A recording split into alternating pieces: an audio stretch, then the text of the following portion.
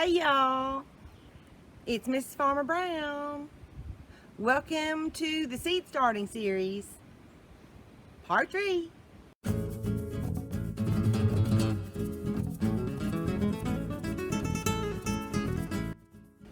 It's been 3 weeks since part 2 aired, where I had potted up the tomatoes into 1-gallon grow bags. I did run out, had to use some 5-inch net cups for others, but I wanted to give you an update. There are some things I want to show you today about these tomatoes. Now, I have been working on hardening them off. They went into the greenhouse, and you know, greenhouse glass, plastic, whatever, does protect some of the UV rays from the plant. But this past weekend, I started bringing them out and staking them and setting them out on my table here. It kind of has some dappled shade, and also I have an umbrella so I could kind of control how much sun it was getting. I'll also show you another section where I have more tomatoes, same situation. It's a lot shadier, but they do get some sun. Anytime you seed start plants, part of the process is something gardeners call hardening off, and that is acclimating them to the weather. You have to do it incrementally. It's best to take them out on a shady day and put them in the shade. The recommendations usually are about an hour a day, and then slowly increase that until you get to the point where you're leaving them out overnight. Normally at this point, these tomatoes would already be planted, but because of our crazy spring weather, it has been too cold. I will begin planting some of them tomorrow and hope to finish the rest off this weekend. We are prepping our buckets right now and filling them, and the process that we use for filling them, it takes about 3 to 4 days to let that potting mix sit in the bucket and slowly begin the wicking process.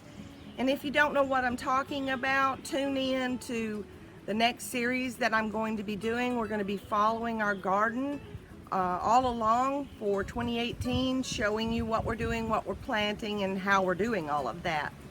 I'll zoom in first and let you see the tomatoes.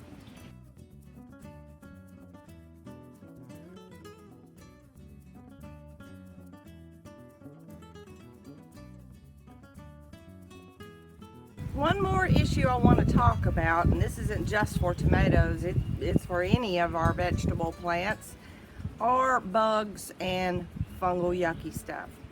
So far, there aren't any funguses that I have seen, any indications yet of a fungus, but I have seen spider mites. We have had a very cold and wet spring, and greenhouses are breeding grounds for pesky bugs. We have a whole video on beating back the bugs and fungal yucky stuff, but I'm going to show you real quickly what I do to work for the bugs. Every weekend we follow a spray routine twice a week for preventative. On the weekends we will spray a mixture of pure neem with some insecticidal soap. I prefer to use Dr. Bronner's Sal Sud soap. Other folks have mentioned the blue, I think it's the Blue Dawn dish soap, but I really like Dr. Bronner's. It's a Castile soap, and that's what I prefer to use. But I mix the neem and the soap together, and then I add another product called Rid Bugs, and mix all that like a milkshake, and then pour it in my sprayer. We spray all the plants, as I said, every week, unless we have a lot of rain or something like that, we have to wait. When you're spraying, you need to make sure that you are getting the underneath sides of the leaves, because that's where a lot of your little pesky bugs are going to be. Okie dokie. Well, I'm ready to show you how we do our neem spray. The first step is to fill a little jar with some warm water. I'm only going to spray or mix up enough to spray a gallon today. So the mix is this: 2 tablespoons of pure neem. And by the way, it is a horticultural oil and it will solidify if it's really cold. So if you don't keep it above about 70-ish, 75 degrees, you need to maybe put some hot water in a bowl or in a sink or something and let it sit for a minute so the viscosity will pour. So what in this jar, I have 2 tablespoons of neem. I have 1.5 teaspoons of Dr. Bronner Salsa soap, and I have 4 tablespoons of red bugs. I love the red bugs. It targets even more bugs than the neem does, so I always add it to the neem mix. Now, all you have to do at this point is shake it. And voila, you have a milkshake. Now you're ready to pour this in your sprayer. You put your water in your sprayer first. It can just be a regular old garden sprayer, put close to a gallon. I mean, this is what, half a quart maybe? So pretty much a gallon of water in your sprayer, and then add this. The sprayer that we use is kind of the Mac Daddy sprayer. A few years ago, because we have so many gardens, we have 5 garden beds and a lot to spray, Randy and I decided that for Mother's Day, Father's Day present, even though we don't buy each other Mother's Day and Father's Day present, it was a good excuse to purchase a fogger. That's what I call it. It's an atomized sprayer. So that's what I'm going to use, and I'll show you how we do it. I have my mix ready to go. I just wanted to make another couple of points. Any mix that you do not use, you need to discard. So I usually find something else to spray. Fruit trees, plants, anything. It'll help them. The sun is going down. These are completely shaded, so this is the right time of day to do it, in the evening. If you're just using a regular garden sprayer, which is perfectly fine, the one thing that you need to make sure of is that you give it a good shake every now and then to keep it emulsified, because remember, you are spraying an oil and it can clog up, so you really need to make sure it stays agitated. If you're interested in the list of products that we like to use, I'm including a link in the description box. You can go to this little kit and it shows you everything that we like to use.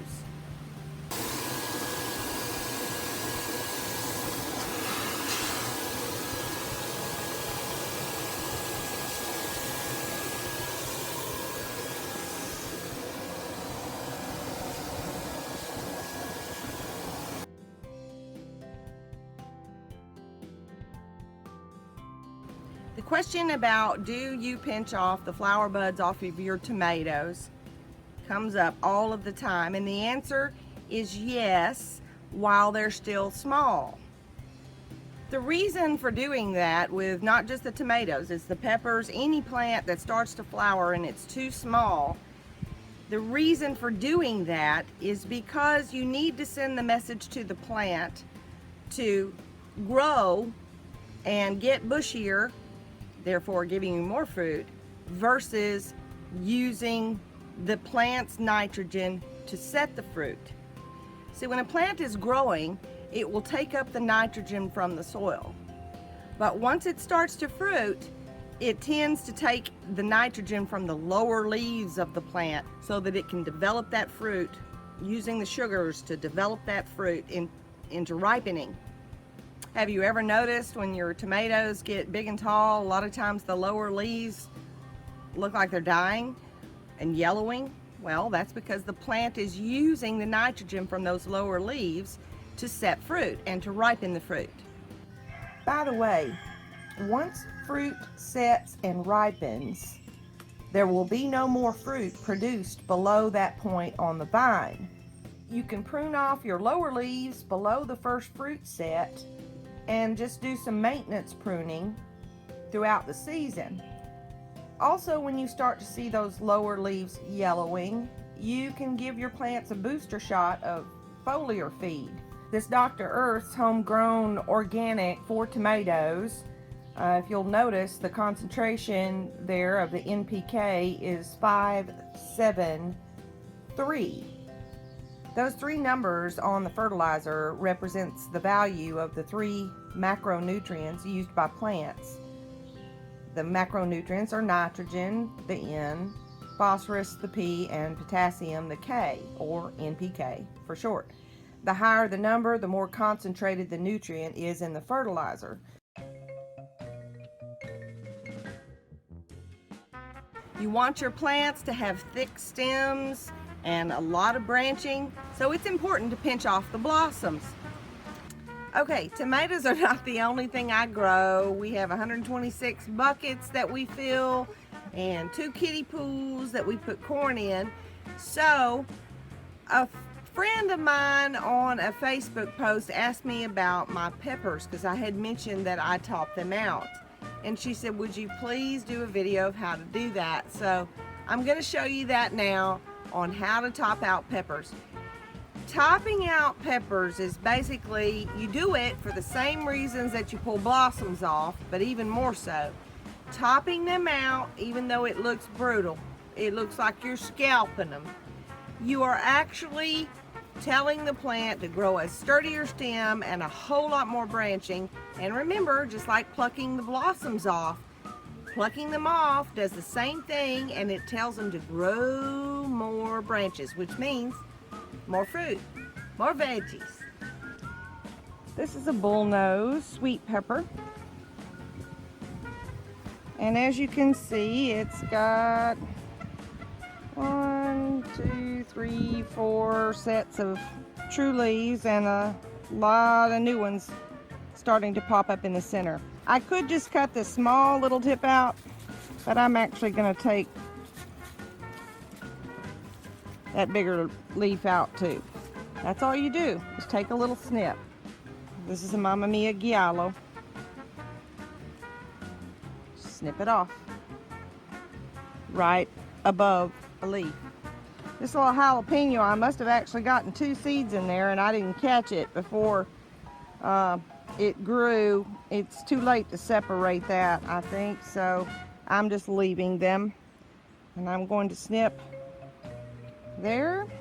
You see how this is kind of curvy? It's not all that strong. So snipping it is going to help it to grow bigger, stronger, and more branching. Now I will make sure I show you in a couple more weeks what these look like to compare them. Hope you found it informative, and remember, bye and have a good one.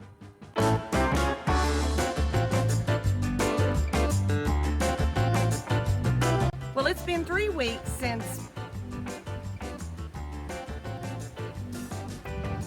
you can make it as a foliar spray. Bug. Come on, get with it, get going.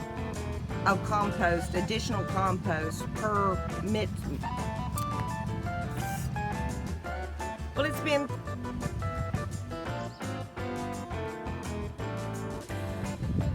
brain. Lord have mercy. Testing. Can you see me?